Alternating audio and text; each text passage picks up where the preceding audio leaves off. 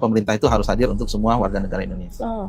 ya, termasuk mereka yang disabilitas. Ya. Kalau kita lihat amanat konstitusinya itu kan setiap warga negara berhak mendapatkan pekerjaan dan penghidupan yang layak. Itu setiap warga negara Tanpa terkecuali ya. tanpa terkecuali. Dan disitulah perannya pemerintah. Nah, dengan adanya regulasi Perpres itu, maka saya melihat ini mungkin bagian yang selama ini kita belum garap secara optimal. Saya melihat ini harus kita rancang secara sistematis dan agar dampaknya bisa besar. Maka kita bentuk direktorat khusus, ya, penempatan tenaga kerja disabilitas.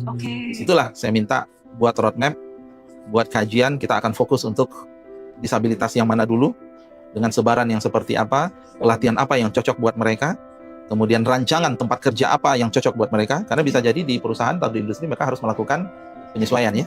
Ya, harus ada yang dirubah. Kalau pakai kursi roda berarti kan aksesnya harus pakai kursi roda, mejanya mungkin tidak setinggi ini, harus ada penyesuaian, dan pemerintah harus membantu. Jadi harus keluar dengan roadmap, harus keluar dengan panduan, tips-tips agar kemudian pekerja disabilitas ini bisa tetap produktif, sehingga mereka memang tetap memberikan value, ya, nilai tambah buat perusahaan.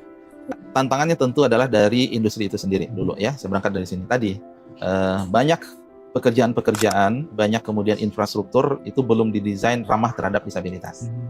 Kita di Kemenaker kita harus menjadi contoh nih, ya. Akses mulai dari parkir dengan disabilitas apa tadi, tunadaksa, pakai kursi roda. Kemudian mungkin ada orang low vision, pandangannya kemudian tidak begitu optimal, tidak begitu baik, dan seterusnya. Yang harus kita rancang dengan berbagai skenario disabilitas. Tantangan kedua tentu teman-teman disabilitas sendiri. Ya, mereka biasanya memiliki cara sendiri untuk bekerja karena keterbatasan mereka. Itu harus kita fasilitasi, harus kita optimalkan, dan kemudian ini kita harus nyambungkan berdua. Sehingga dari situlah disabilitas itu bekerja memberikan kontribusi yang sama dengan yang bukan disabilitas. Itu harapan kita. Sehingga mereka juga berhak mendapatkan, ya, pekerjaan yang layak dan kemudian kesejahteraan yang memadai juga.